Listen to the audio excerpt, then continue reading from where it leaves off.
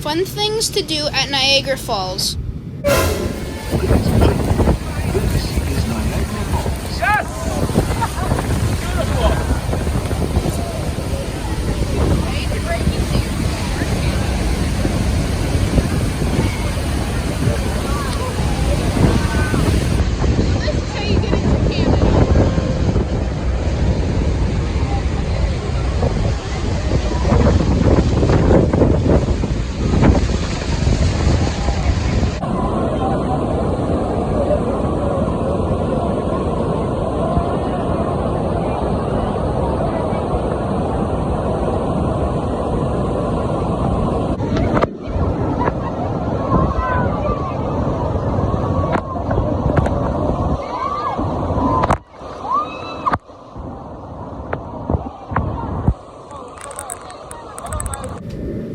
Fun pictures and videos from Niagara Falls.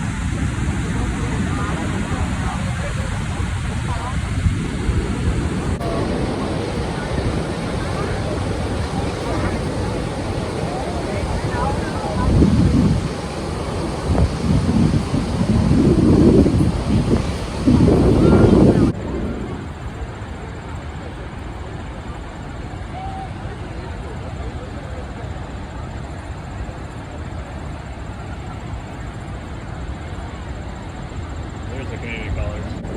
That's funny. Another.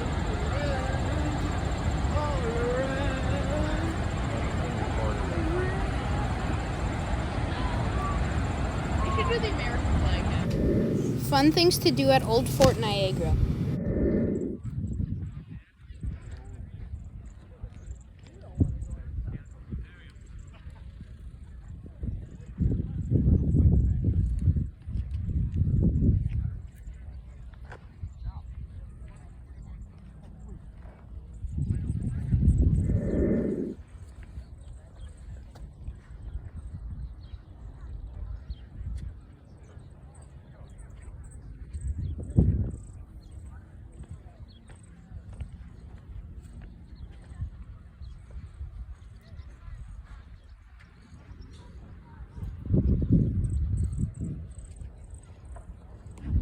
Anybody in this crowd ever fired a flintlock musket or rifle before?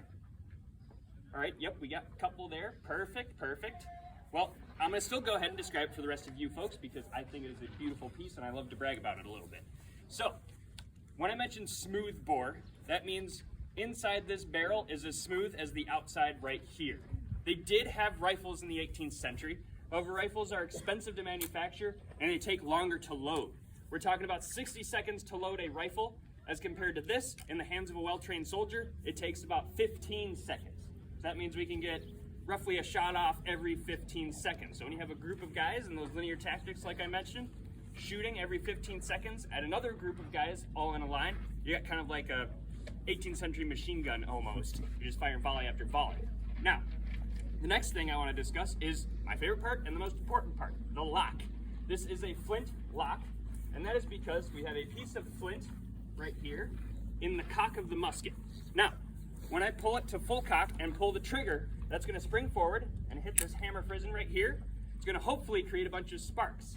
Now when that happens, that is going to hopefully, those sparks are going to land in this pan right here where my finger is. Now hopefully, those sparks will ignite the powder that I have in this pan.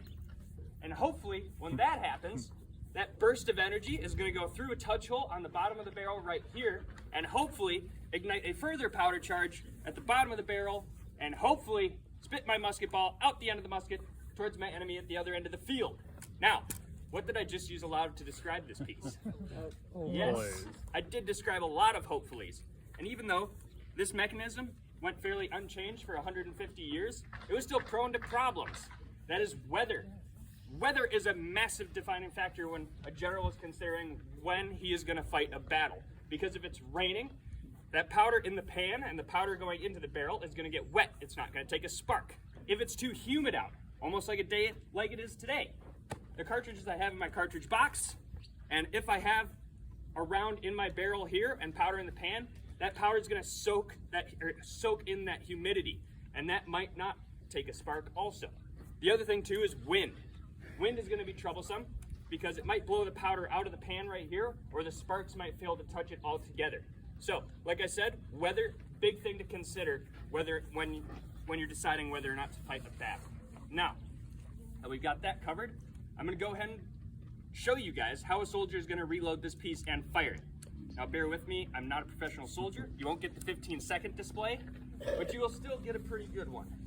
So, first, he's got to open this pan right here, and he's going to pull out his cartridge. Just a paper cartridge like this. Down towards where my pinky sits would have been the musket ball. Obviously I say would have, because there's no real musket ball today. I want you guys all going home safe and healthy, and I'd like to keep my job here. So, no musket ball, but still the powder charge. The next step is to take this flap of paper right up here, put it between my teeth, and tear it off like so. And try not to eat the black powder also. I should say it is recommended in this time period that a soldier has at least 4 good teeth. Because if he doesn't have 4 good teeth, he's not going to be able to tear his cartridge open, and he's going to be pretty worthless. So, after I poured that powder in the pan, I then close the pan so I can do this, tip it down, and that powder's not going to fall out.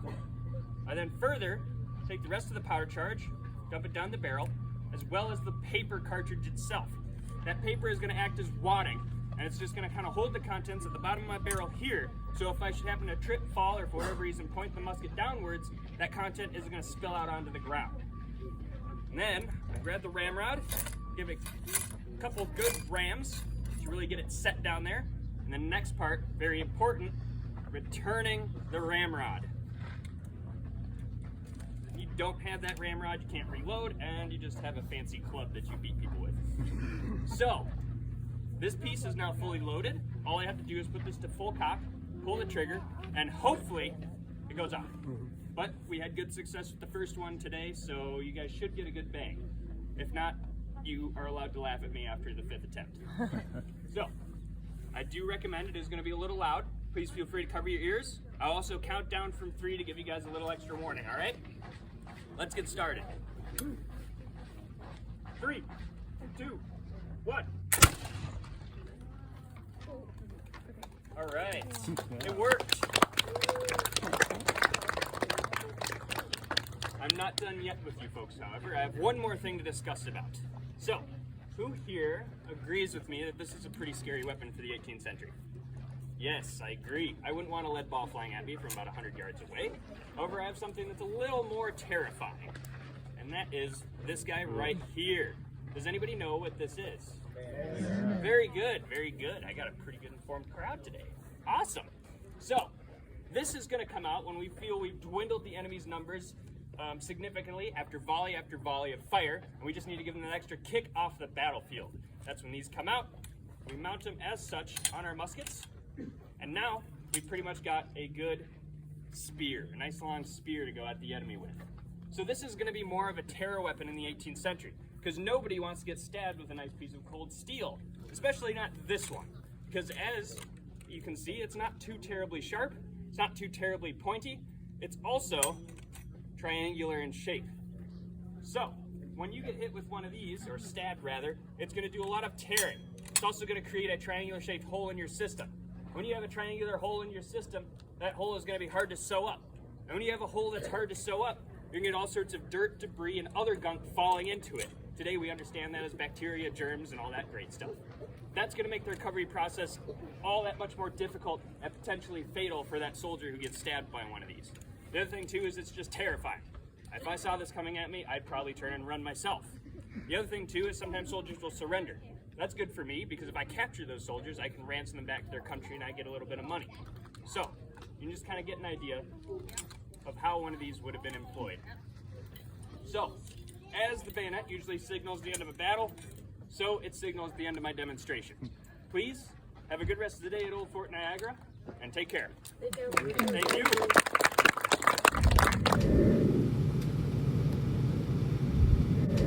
Fun pictures and videos from Old Fort Niagara.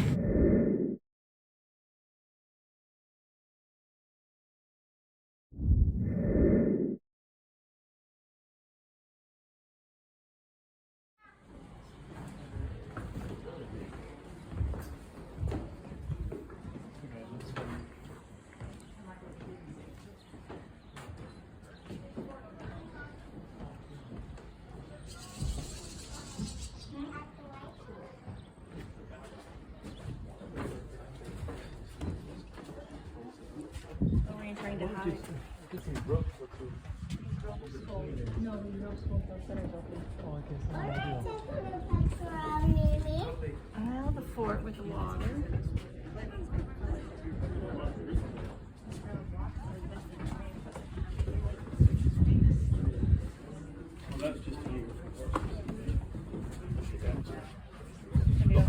Maybe all they had, they just rolled it and pushed it back.